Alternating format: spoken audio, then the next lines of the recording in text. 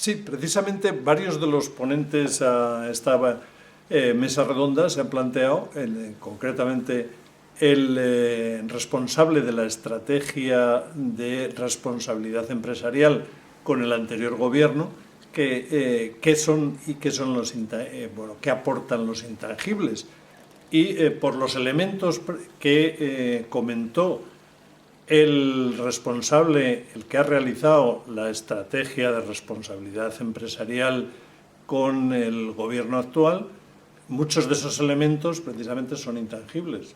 Por ejemplo, pues el conocimiento, las relaciones de las empresas, las redes, el talento, el espíritu emprendedor, etc.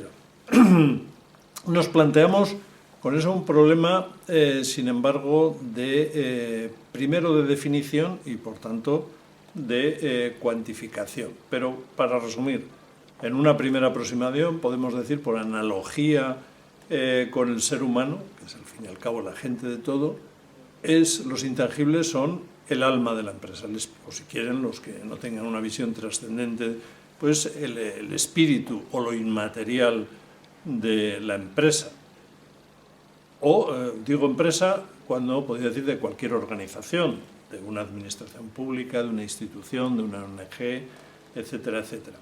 Y hoy precisamente estos intangibles son la gran y, por no decir inmensa mayoría del valor de las empresas. Ejemplo, en una empresa pues, vemos la diferencia que existe enorme entre el valor contable y el valor que le atribuyen los mercados organizados, las bolsas. En muchos casos, esta diferencia, el valor contable, es apenas la mitad, o un 40%. La diferencia entre el valor de los mercados y el valor contable precisamente la explican en su inmensa mayoría los intangibles. Es más, la respuesta que se da desde el punto de vista de contabilidad cuando hay una fusión, una compra, es atribuir a esa empresa adquirida un fondo de comercio.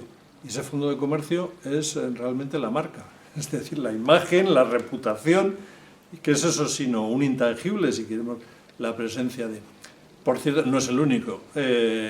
Podríamos, para resumir, lo que aporta el alma de la empresa es el conocimiento del conjunto de la organización.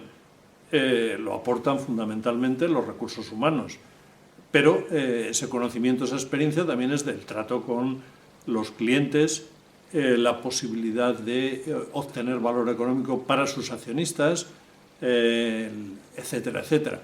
Desde el punto de vista macroeconómico, hoy las estimaciones de consenso, por ejemplo las que lleva el Banco Mundial, señalan que en los países desarrollados los intangibles explican más del 80% de la riqueza total, es decir, de aquello de lo que vienen todas las rentas. Esos intangibles, además, las diferencias entre los países desarrollados y subdesarrollados, pobres y los ricos, aunque parecen limitadas o reducidas, por ejemplo, Nepal, asolado por el terremoto de este fin de semana, tiene, según el Banco Mundial, un 50-51% de valor de sus intangibles. España, como otros países desarrollados, el 80%. Podemos pensar solo un 30% relativo de diferencia, pero es que ese 30% multiplica las consecuencias.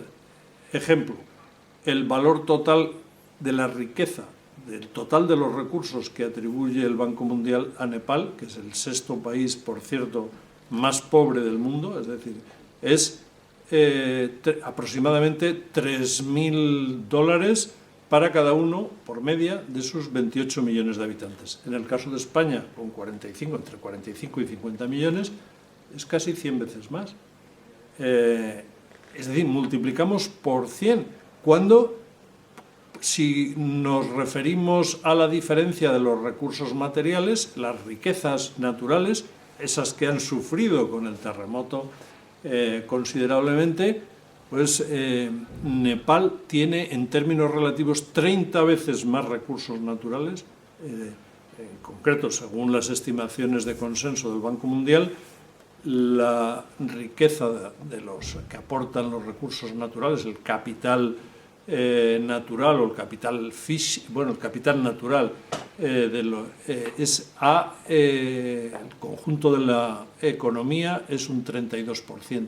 En España nos podemos sorprender diciendo que es un 3%, solo de la riqueza total de la economía española, de aquella que vienen todas las rentas, apenas un 3% son recursos naturales. ¿Cómo, sin embargo, la economía española logra multiplicar por 100 el valor de la riqueza per cápita del país con respecto a Nepal? Pues fundamentalmente gracias, como hemos señalado, a esos intangibles. Y esos intangibles se nutren fundamentalmente con el conocimiento, es decir, el capital humano, que es la persona, física, podríamos decir el hardware, el cuerpo, y el conocimiento, que nutre fundamentalmente el espíritu o el alma. Por tanto, cuando me han preguntado en este acto, bueno, pero ¿en qué se puede concretar? Que lo he señalado a un libro de próxima publicación, hemos firmado varios profesores, compañeros, que es el valor de los intangibles empresariales, pues podemos definir precisamente los intangibles como el alma de la empresa, el espíritu de la empresa.